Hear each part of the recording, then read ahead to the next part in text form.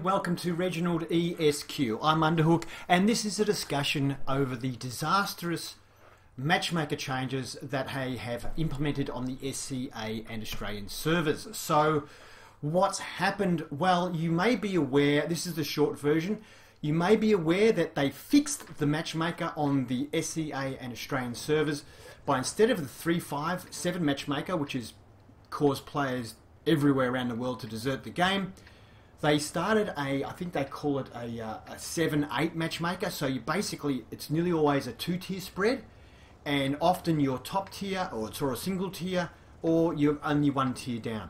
And I had about, half your games are top tier, half your games your bottom tier. It was fantastic. And anyway, short version, they've now gone fully back to 357 matchmaker, which is a disaster. Okay, so now the longer version. I uninstalled the game for 3 reasons. One, on the Australian server, you couldn't get low tier games.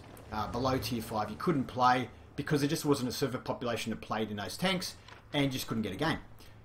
Second reason I stopped was the overpowered premium tanks, and the gold ammunition was just got too bad. And the third reason I stopped was the 357 matchmaker. That just totally destroyed the game, as all of you around the world know. Now, in Australia and SCA, they did a trial of this new matchmaking service. We only have, but most of the time, just 2 tiers, and it's fantastic. I reinstalled the game when I heard that they did it, played it, and thought this is good, so I started my premium account again. Just so you know, I never fire premium ammunition, but I do have a premium account to support the game. I reinstalled and started my premium account again. The game has been a lot of fun, and my T44 tier 8 tank, and here in my LTTB, I actually for the first time started enjoying games in the T44, which I always had driven since the 357 matchmaker. That's how I started grinding it pretty much when they introduced it. And I haven't really had any enjoyable games. As soon as they changed the matchmaker, I started to have good games in the tank. I started saying, this tank's actually alright. Anyway, now that they've reverted back, I'm going terrible in it again, and it stinks. And so, as soon as my premium account runs out, I'm going to uninstall the game again. Now, whilst pretty much all of the comments on the forum were very positive about the new matchmaker with the 2-tier system, some players who played pretty much exclusively tier 10s were complaining because they were saying it takes too long to get a tier 10 game. But I think that's something that's an exclusive problem to Australia, because in Australia, having such a low server population, our server population got down to 900 or 1,000. So yeah, that's why. But I think on healthy server populations, it wouldn't be an issue. Now, other than that, everyone's comments on it were very, very positive. Now that they've reverted back to, well, they did a tweak. They did a tweak where instead of getting sort of 2 tiers nearly all the time, you started to get maybe 20% of your games with 3-tier spread. So they did like a little tweak like that.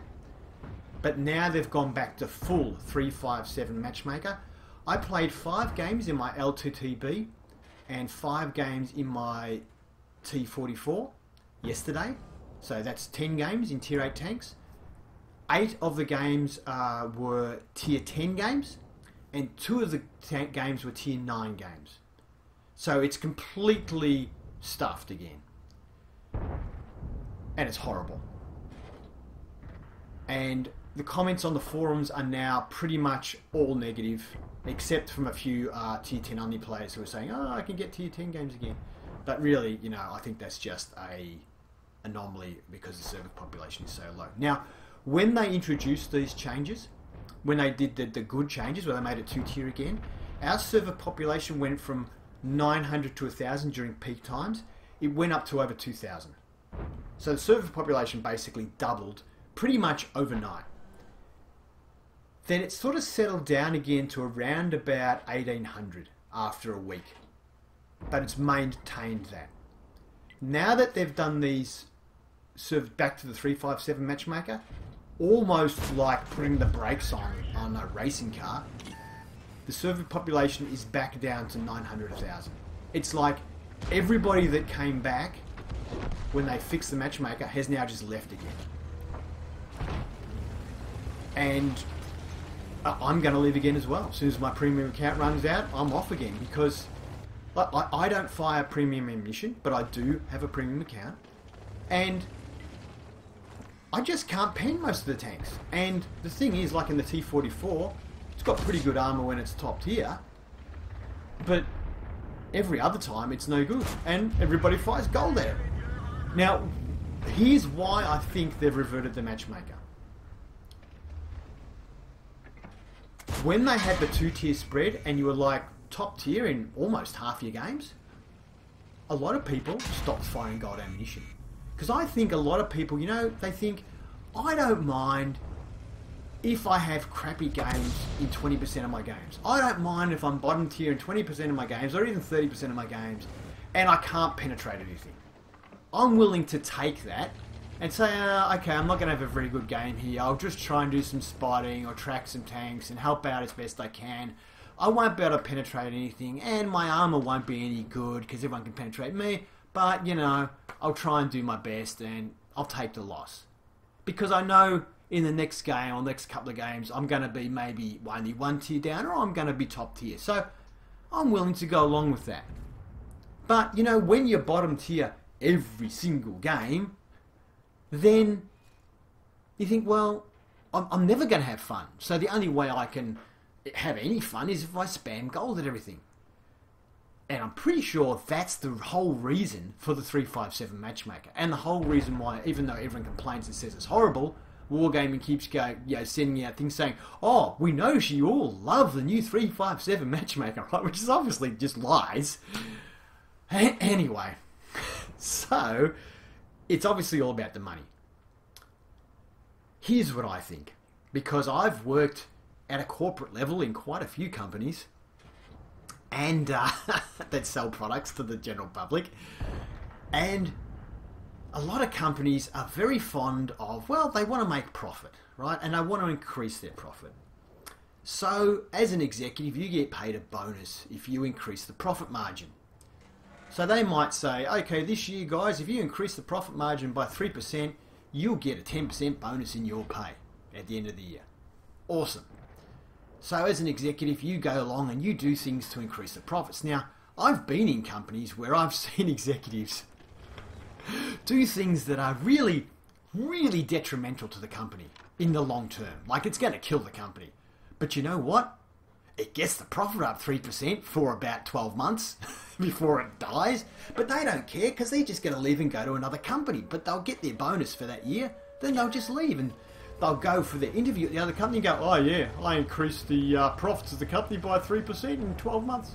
And they'll go, wow, that's awesome. Come and work for us now. Yeah, sure. I'll increase your profits by 3% as well. And then the company will die, but I don't care, because I'm going to go work for somebody else. And that's what happens. So basically what they do is say, ramp it up, force everyone to fire gold. Force them all to fire gold. And it works good for about 12 months because your profit margin goes up and you get your bonus. And then guess what? Everybody starts leaving. And your profit margin starts to drop again because there's not enough players. And you're not getting any new players, so no new players are coming up through the ranks to come to top tier to start spamming gold again. So what do? Well, somebody goes, oh, well, I'm going to try and fix the game. There's probably some people at Wargaming, you know what, who know that it's wrong and know it's bad, and they're trying to fix the game. So they go out on a limb and they say, let's fix the matchmaker. Let's do a test. And they go, okay, we'll do a test, we'll fix the matchmaker. Try SEA Australia, they've got low populations, give it a go there, because if it goes bad, it won't hurt our profit too much. So they go down a limb, they fix it, all these players come back, and they go, this is awesome, the players have come back. But you know what? They're not spamming as much gold. Our profit's starting to drop. So that poor person who went out on a limb and said, let's fix the game for the long-term future of the company, because they actually care about the company, their job's on the line now because the profit margin's actually starting to drop, and the big bosses are going to get their bonus. Yeah, so the good people who went out on the limb now look bad because the profit dropped. So top management comes in and goes, see, it didn't work, hack it back down, put the old system back in, force them all to spam gold again, and we'll get short-term profits up again, so the big boss will get their payout again, and the company will slowly go down to Googler. Seen it many times, but what do you do? And if you're somebody who really cares about the company and tries hard to make for the long-term future of the company, not only do you not get rewarded, you get penalised. So you end up towing the line. And that looks like what's happening here. So, here's the screens, by the way, in case you actually were paying attention to the game. I didn't fire my gun only once. I fired it when I knew I was going to get spotted because I just wanted to spot. But anyway, and I couldn't pen half the tanks anyway. But yeah, so that's how I see it, guys. They're and girls, they're just going for the short-term money again. So it looked as though they were going to roll this out all across the world because it was so well received here. But I think it's just come down to short-term profit, and I don't think they're going to roll it out anywhere else. I think they're just going to watch the game slowly die and try and maintain profit margins on the way down. So if server populations continue to drop, expect them to do more and more things that are pay to win to try and maintain margins as the population drops. It's, as far as I can tell, that's what they're doing. They're not actually going to take a short-term hit to increase their population and slowly build up the profit. I think there's just it's just the bonus. I won't get my bonus this year, so not doing it. Unless the only way they could probably fix it is for top management to say, okay, this year you're going to get your bonus for increasing the population. We're not going to worry too much about the profit, but we want to increase the population. So this year, if you increase the population, server population by 20%, you get a bonus.